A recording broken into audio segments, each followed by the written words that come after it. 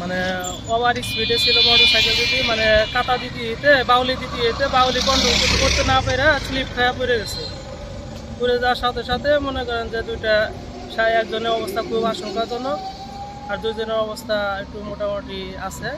তো হাসপাতালে সেনজিতে উঠে হাসপাতালে পাঠানো হয়েছে।